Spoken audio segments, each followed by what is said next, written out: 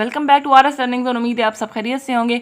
आज की वीडियो में हम डिस्कस करने जा रहे हैं ईएनजी 5 to 4 असाइनमेंट सॉल्यूशन। वीडियो को अंत तक लाजमी देखना है क्योंकि इसमें हम स्टेप बाय स्टेप देखेंगे कि क्वेश्चन में पूछा क्या गया है, उसको लिखना कैसे है, और वो जो हमें एक पिक्चर दी गई है उसका हमने क्या करना है। अगर आप चैनल पर नए हैं तो जल्दी से चैनल को सब्सक्राइब कर दें। देखिए यहाँ पर तो इंस्ट्रक्शंस दी हुई हैं ना, जैसे बाकी असाइनमेंट्स में होती हैं वही सारा कुछ है।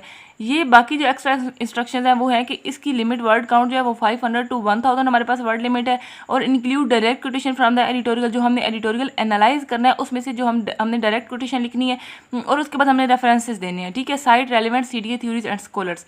अब यहाँ पर हम देख लेते हैं कि हमारे पास क्वेश्चन में क्या पूछा गया है। क्वेश्चन हमारे पास है कि इस असाइनमेंट में हमें एक एडिटोरियल लेना है।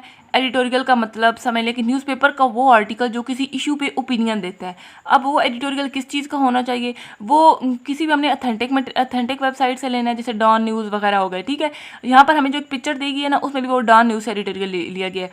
वो एडिटोरियल जो है वो क्लास डिवीजन को रिप्रेजेंट करता हो, जैसे कि अमीर या गरीब, या government official versus common peoples को, या फिर टैक्स पेयर और एलिट क्लासेस को।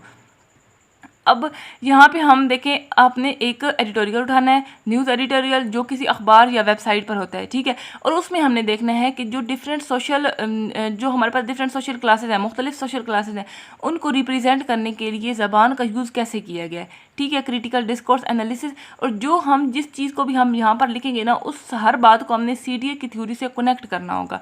अब यहाँ पर जो हमारे पास दी हैं सिविल सर्वेंट्स, ये यानी कि जो सरकारी मुलाजिम हैं, जो टैक्स देने वाले लोग हैं, और जो ऑफिसर्स हैं, उनको कैसे शो किया गया है, उनको शो करने के लिए कैसे लैंग्वेज को यूज़ किया गया है। ठीक है, अब उनको हमें इस जो हमने एडिटोरियल एनालाइज करना है उसमें हमने बताना है कि उसमें क्या दिखाया गया है। उसमें ये जो सारे हमारे पास मुख्तलिफ सोशल क्लासेस हैं, उनको बड़ा दिखाया गया, छोटा दिखाया गया, अच्छा दिखाया गया, बुरा दिखाया गया, मासूम दिखाया गया है, और लैंग्वेज जो है, लैंग्वेज किस आइडियोलॉजी को सपोर्ट कर रही है, जैसे कि अमीर या गरीब का जो सिस्टम होता है, और पावर वगैरह, किस तरह पावर का स्ट्रक्चर जो है वो एडिटोरियल की ज़बान से नज़र आ रहा है, जो हम एडिटोरियल को एनालाइज करेंगे।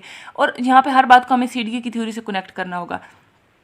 इधर हमें एक एडिटोरियल दे दिया गया है जो कि डॉन न्यूज़ से है, और ये डेट भी नीचे बताई गई है। ठीक है, अब हमने क्या करना है, हमने असाइनमेंट कैसे लिखनी है। आपने कोशिश करनी है कि जो भी सारे स्टेप्स होंगे उनको 2 to 100 वर्ड्स में डिवाइड कर लें। इस तरह आसानी से 1000 वर्ड्स तक आप पहुंच जाएंगे। असाइनमेंट सोल्यूशन हमने कैसे लिखना है, पहले हमने इसका इंट्रोडक्शन लिख लेना है कि क्रिटिकल डिस्कोर्स एनालिसिस जो है वो है क्या चीज़। ठीक है, आपने ऊपर हेडिंग दे देनी है, analysing class divisions through critical discourse analysis.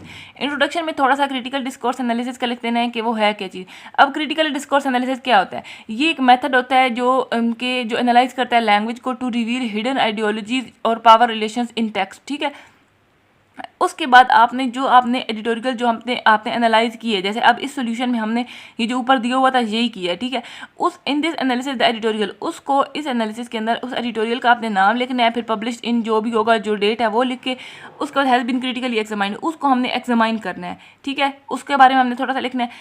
फिर स्टेप 2 हमने क्या करना है, जो एडिटोरियल का टेक्स्ट हमने उठाया है, ठीक है, उसमें से हमने 4 से 5 जो इंपॉर्टेंट कोटेशन है, स्टेटमेंट लेनी है।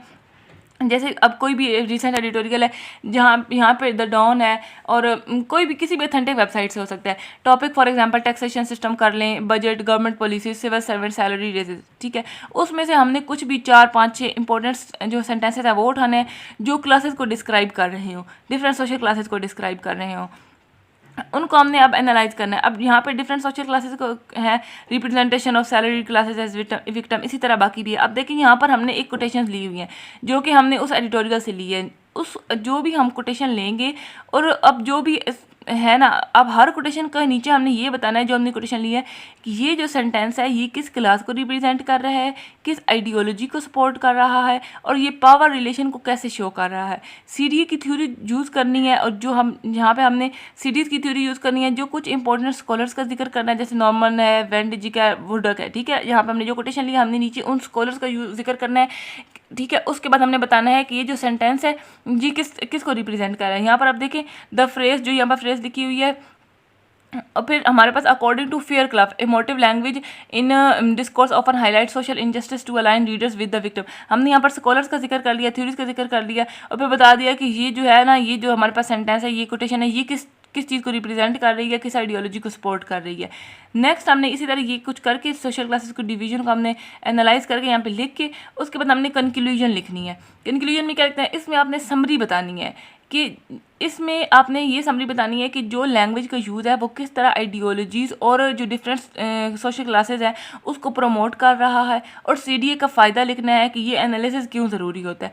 उसके बाद जो हमारा इंस्ट्रक्शन में एक लास्ट वाला स्टेप था, हमने यहाँ पर रेफरेंसेस देने हैं। जो भी हम सोशल थ्योरीज मेंशन करते हैं ना, उस वक्त उन स्कॉलर्स का नाम लिखना लाजमी होता है। यहाँ पर अपने रेफरेंसेस दे देने हैं। और ये था जी हमारा ENG 524 असाइनमेंट सॉल्यूशन।